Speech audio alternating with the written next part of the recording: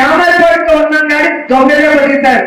ఇప్పుడు local body elections వస్తాయి కదా, అప్పుడు తెలుస్తుంది ప్రజలు మీకు నిజంగా ఓట్లు వేశారా, మీరు ఈవీఎంని మ్యానిపులేట్ చేసి ఓట్లు వచ్చినాయో ఆ రోజు అర్థమవుతుంది. మీ నాన్న అంత కష్టపడితేనే 1000-2000 ఓట్లతో గెలిచాడు. ఏంటో నువ్వేం పని చేస్తున్నట్టు చాలా గొప్పగా మాట్లాడుకుంటూ మా మీద నిందలు వేయాలంటే, మా నాయకుడి కనుక తిరగబడితే నువ్వు నియోజకవర్గంలో కూడా తిరగలేదు. ఆ విషయం తెలుసుకోండి. మా జగనన్న మేము డిసిప్లిన్ గా ఉన్నాం. మా నాయకుల్ని గొడవలు వద్దు, ప్రజల్లో చులకన అవ్వకూడదు, ప్రజలకి మంచి చేయాలి అని మంచి మాటలు చెప్పాం. కాబట్టి గత 5 సంవత్సరాలలో ఒక ఫేక్ కేసు కూడా నగిరి నియోజకవర్గంలో లేదు. ఒక్క తెలుగుదేశం జనసేన వాడి ల్యాండ్ ప్రాబ్లం లేదు, ఒక లీగల్ ప్రాబ్లం లేదు. ఈరోజు ఎలా వచ్చాయండి? గతంలో ఉన్నాయి, మళ్ళీ ఇప్పుడు వచ్చాయి. కాబట్టి తెలుగుదేశం పార్టీ జనసేన వాళ్ళే కాకుండా మన పార్టీ నుంచి అటుపోయి బాగుతున్న వాళ్ళకి చెప్తున్నాను, ఎప్పుడు రోజులు మీవి కాదు.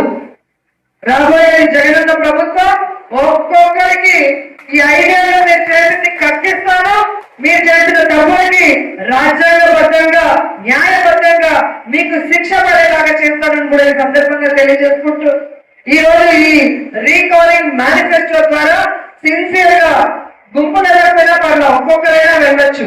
మీ వార్డులో మీరు వెళ్ళి వాళ్ళ మేనిఫెస్టో ఈ యొక్క మనం ఇప్పుడు చూపించాం కదా,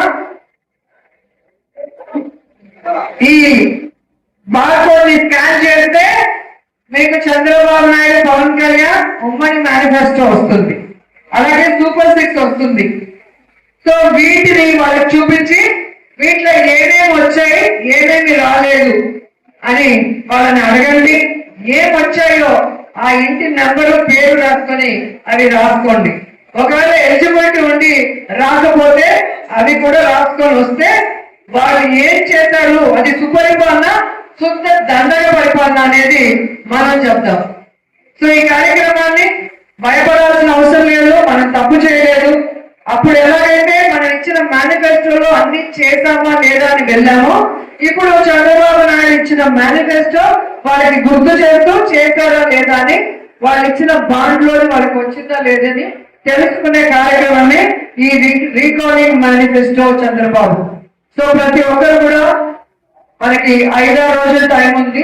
ఈ లోపల అందరూ కూడా దీన్ని పూర్తి చేసి మీరు రాసుకున్న పేపర్స్ అన్ని మాకు ఇవ్వాలని కూడా కోరుకుంటూ